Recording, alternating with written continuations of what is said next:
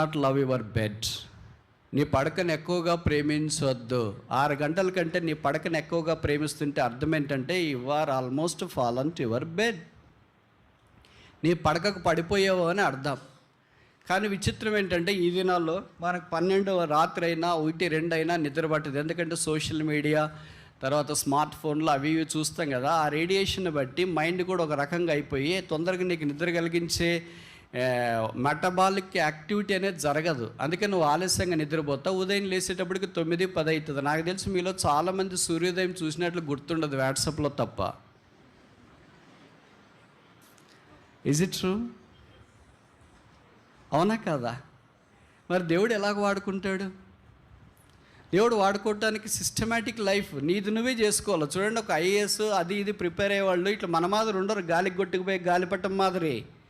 They have strict self discipline. ఎవరు వాళ్ళని చదవమని చెప్పరు, ఎవరు వాళ్ళకి ఇక్కడికి వెళ్ళొద్దు, అక్కడికి రావద్దు, ఇక్కడ కూర్చోవద్దు ఎవరు చెప్పరు.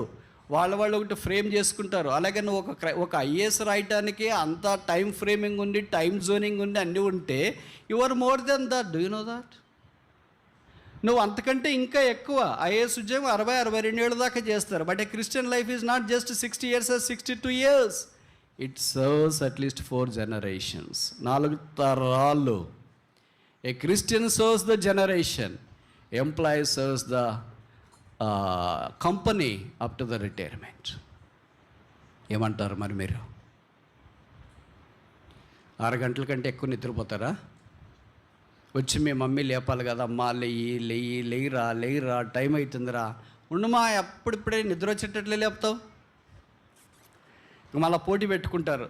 అమ్మాయి లేచిందే, చెల్లి లేచిందే, అక్క లేచిందే, ఇంకా లేలేదురా అంటే వాళ్ళు లేచిన తర్వాత నేను లేస్తానులే. అక్కడికి వెళ్ళి లేయమ్మాయి అంటే నీ కొడుకు లేచినాడా? జీవితం ఎవరిది వారిదే. నువ్వు ప్రభు కొరకు ఎలాగ నిలబెట్టుకుంటావు అనే దాన్ని బట్టి ఆధారపడదు. నువ్వు సెలవుల్లో వచ్చినావంటే మీ అమ్మ నాన్న సంతోషపడాలి. ఎలాగ సంతోషపడాలా? దేవదూతం మా ఇంటికి వచ్చింది బ్రదర్.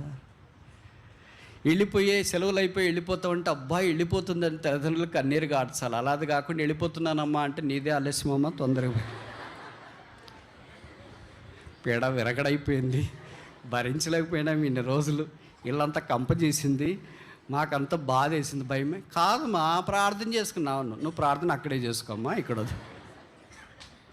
మాలాంటి వాళ్ళు పోయి ఏంటక్క ఇప్పుడే బాధపడుతున్నారు, రేపు పొద్దున ఎవరికైనా పెళ్లి చేయాలంటే పీడ విరగడగానే బ్రదర్, తొందరగానే ఎక్కడైనా ప్రపోజల్ చూడండి పంపించేస్తాం. ఇలాగ అంటున్నారా మన గురించి ఇంట్లో? అలాగ అంటుంటే మనకు సాక్ష్యం లేదని అర్థం. తెలుగులో ఒక సామెత ఉంది, మీకు తెలుసు కదా, ఇంట గెలిచి రచ్చ గెలవండి. ఇంట్లో సాక్ష్యం. నువ్వు లేచే సమయం కానీ, చదివేది కానీ, పని చేసేది కానీ, ఇంట్లో ప్రార్థన చేసేది కానీ, పరిచయం చేసేది కానీ, ఆత్మీయంగా ఉండేది కానీ, సెల్ఫ్ కంట్రోల్గా ఉండేది కానీ, ఇవన్నీ ప్రభు చిన్నప్పుడే చూస్తాడు. మీరు దయచేసి గుర్తుపెట్టుకోండి, ఇవన్నీ ఎప్పుడో ప్రభు వాడుకునేటప్పుడు చూస్తాం. నో చూడండి, every master will prepare his own gadgets right from the manufacturing unit. ఇప్పుడు యాపిల్ చేయాలనుకుంటే వచ్చిన తర్వాత షాపులో కూర్చొని ఆయన యాపిల్ సంస్థ అధిపతి అలాగా తలంచుకోడు.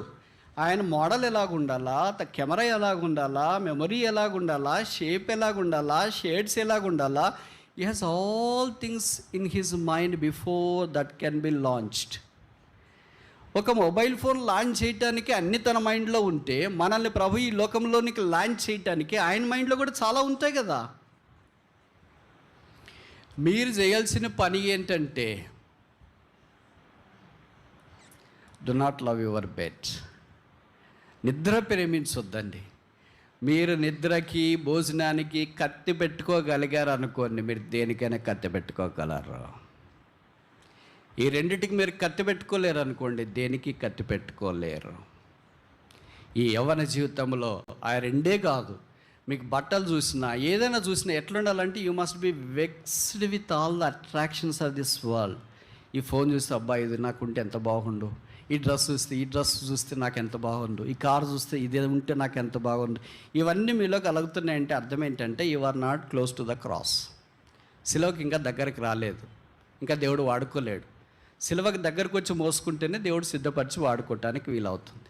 రాబో దినాల్లో మీరే సంఘాల్లో స్తంభాలు. ఎవరనుకున్నారు? మీరు ఆధ్యాత్మికమైన జీవితంలో ముందుకెళ్ళి చక్కగా ఉంటే మీ తల్లిదండ్రులు బాగుంటారు, సంఘాలు బాగుంటాయి, సమాజం బాగుంటుంది, దేశం బాగుంటుంది. మీరు మంచి సమయంలోన చదువుకోకుండా, మందిరానికి రాకుండా, మందిరం ఎగరగొట్టి సేవకులు, బోధకులు, కాపర్లు అందరినీ రకరకాలుగా మాట్లాడేసి కాలేజీలో ఫెయిల్ అయిపోయి, ఇంట్లో ఉండలేక, మందిరంలో రాలేక, బయట ఆడ టీ తాగుతా ఉదయం నుండి సాయంకాలం దాకా కాలక్షేపం చేసుకొని, సాయంకాలం ఇంట్లోకి వెళ్ళిపోయిన తర్వాత ఇంట్లో వాళ్ళని బెదిరించి డబ్బులు తీసుకొని అటు చేసి ఇటు చేస్తూ ఉంటే, వాళ్ళకి కొన్ని రోజులు అయిపోయిన తర్వాత బీపీ షుగర్ ఎక్కువైపోతే హాస్పిటల్కి తీసుకెళ్తారు. అప్పుడు మళ్ళీ వచ్చి మీరే చెప్తారన్నా ప్రార్థన చేయండి, మా అమ్మగారు నాన్నగారిని హాస్పిటల్లో చేర్పించినాం. ఏమంటే బాగలేదు, పెద్ద వయసు కదా. పెద్ద వయసులో చాలామంది ఉన్నారు, మన వాళ్ళకి ఎందుకు వచ్చింది? నిన్ను బట్టే. The dubious health of your parents is maybe because of you. వాళ్ళ కడుపులో నువ్వు పుట్టావు కనుక నిన్ను గురించే వాళ్ళ మొదట ఆలోచన ఉంటుంది. నా పిల్లలు ఇలాగైపోయారా, కొడుకు ఇలాగైపోయిందా, కూతురు ఇలాగైపోయిందా, ప్రయోజకులు కాలేకపోయారే, ఆత్మీయులు కాలేకపోయారే, దేవుని వాక్యం విషయం ఆసక్తి లేకుండా పోయారే, మందిరాలు పట్టించుకోకుండా పోయారే, మిమ్మల్ని గురించి ఏడ్చి ఏడ్చి ఏడ్చి ఏడ్చి ఏడ్చి ఏడ్చి షుగర్ బీపీలు తెచ్చుకొని కాళ్ళు పడిపోయి, చేతులు పడిపోయి, మనుషులు పడిపోయి, ఇంకా అలాగే పడక మీద పడిపోయి ఒక తరం కంప్లీట్లీ కొలాప్స్డ్. ఈ తరం కొలాప్స్ అయిపోయిందంటే నెక్స్ట్ వచ్చే తరం బాగుంటుందంటానికి నమ్మకం ఏమీ లేదు. మీకు తెలుసు కదా, పునాది బాగుంటేనే పైన సూపర్ స్ట్రక్చర్ బాగుంటుంది, పునాది బాగలేకపోతే సూపర్ స్ట్రక్చర్ బాగుండదు.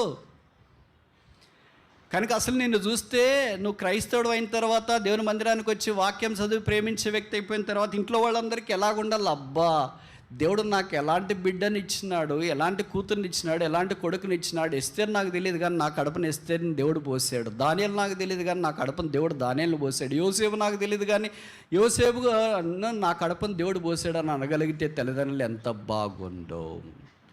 లూకా 1:17 చెప్పబడింది, అతడు పుట్టినందున అనేకులకు అతడు అనే దగ్గర కూడా బ్రాకెట్లో రాసుకుందాం, ఆమె పుట్టినందున అనేకులకు సంతోషం.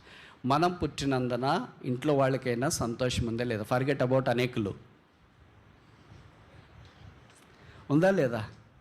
ఎప్పుడు ఇంట్లో వాళ్ళని పీడించవద్దు. నాకు బర్త్డే వచ్చింది, బట్టలు కొనిస్తారా లేదా? మా క్లాస్లో అందరు స్మార్ట్ ఫోన్ యాపిల్ కొనుక్కున్నారు, కొనిస్తారా లేదా? మా క్లాస్లో అంతా స్కూటీ కొన్నారు, కొనిస్తారా లేదా? మీరు కొనికపోతే ఇంక అంతే, మీ సంగతి నేను చూస్తా. ఇవన్నీ బెదిరింపు, బ్లాక్మెయిలింగ్ వచ్చినాయనుకోండి, యువర్ సాల్వేషన్ ఈజ్ సస్పీషియస్. నీ రక్షణ అనుమానం. దేవుడు నేను గ్లోబల్ ఐకాన్గా చేయాలనుకుంటున్నాను, నువ్వు ఇంకా లోకల్ ఇంట్లో పోట్లాడు అమ్మ నాన్నతో అది కావాలి ఇది కావాలి. You are not a local at all, you are global. దేవుడు అలాగ నిన్ను సిద్ధపరచాలని కోరుతున్నాడు.